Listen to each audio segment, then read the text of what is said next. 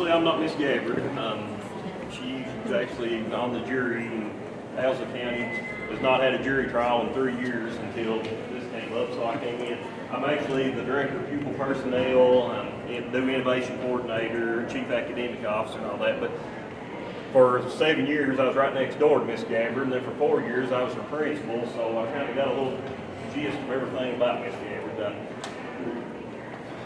I'm sure that all of y'all's math scores are out of the roof, especially Algebra 2 and middle school and all that stuff across the district and the region, but we're one of the few schools that it wouldn't. So we've got to try to get some type of interest in mathematics. You know, we've got the same excuse. All of your parents say, well, I wasn't good at math, so my kid's not good at math, and it don't matter how much you tell them, it's not genetic. You know, hair color, eye color will tell you being bad at math is not.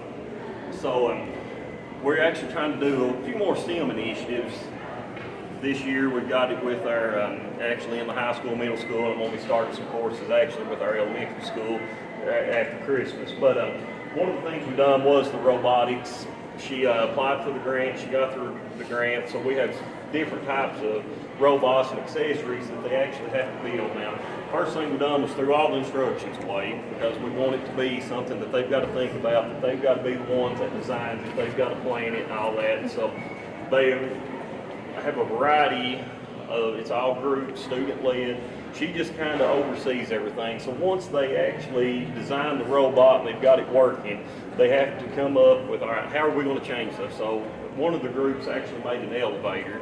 So they spent all this time on how they was going to figure it out, what type of gears they need to use, how the counterweights was going to work, all that good stuff. And once they got that, the next question was, all right, it's going too slow, so what are you going to do to speed it up?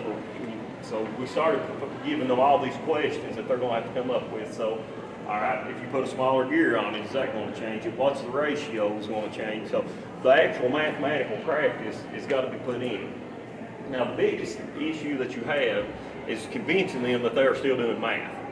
You know, it's going to look completely different when they take a K-prep test at the end of the year because they're not going to have the robot, but you still got to get that content across to them. So you still got to use the common lingo with the ratios, and I'm no math person, so I'm not going to go into all that because I just don't know it.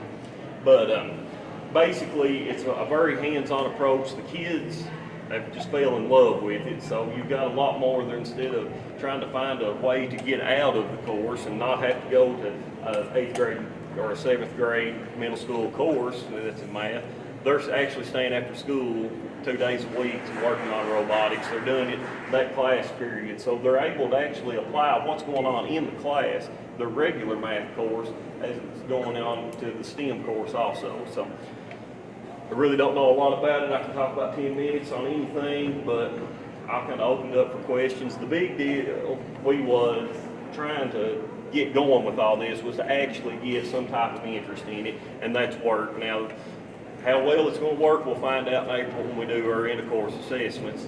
Well, K-prep in the middle school, but the main thing, we do have a lot bigger interest in math, but is it going to correlate over? We don't know yet. You know, right now, the kids can tell you, all right, it's doing this, and they're doing a great job of actually explaining what's going on. They're using a lot of inquiry-based learning skills, but how's it going to carry over? I don't know. Because like I said, it's going to be completely different than, all right, if I'm going to change this around, I'm going to change this gear, and I'm going to change this counterweight, and we're going to go from a 8-volt system to a 12-volt system. How's it going to affect the voltage and the amps and everything to we get a lustrous standardized test that they're testing on. So, you know, we hope that it carries over, but everybody knows how that is. It's one of those things you just got to trial and error. So, anybody have any questions? Yes, ma'am. You may have said this, but is this the robotics integrated into, is it the algebra 1? It's pre-algebra, yes. Pre-algebra. So is it part of the course or is it a supplement? It's actually a supplement. We've got our school's very small. We're 333 kids, 7 through 12. So our middle school's only got about 115 kids in it. What we're doing, it's one group of kids, and we didn't pre-select them. That's one of because we want to see if it's going to work, you know. So we actually just got a broad audience of the students. And they actually still have their algebra, their pre-algebra class, so this one's just another class that they will have instead of, we tried double blocking and stuff for years, and it don't work. You know, we've tried programs, we've done this, we've done that, but we basically built this, instead of a rotation class, all of our kids do a rotation where we give them their first CCR, like for career ready, orientation, exploration, or something like that. This group of kids are actually going to be, they take this course instead. And in theory, if this goes as we've dreamed up, they will take this robotics in the 7th grade and 8th grade. Starting in the 9th grade, they will actually do, it's a CAD class.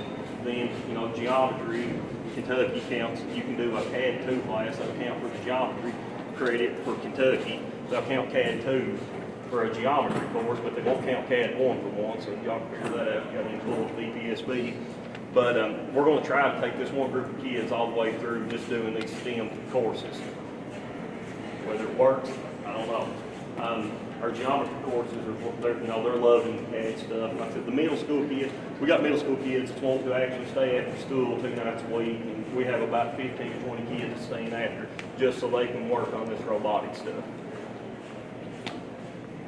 Anything else? And if you have any other questions, feel free to email Miss Gabbard, because I sure cannot answer. All right. Thank you all.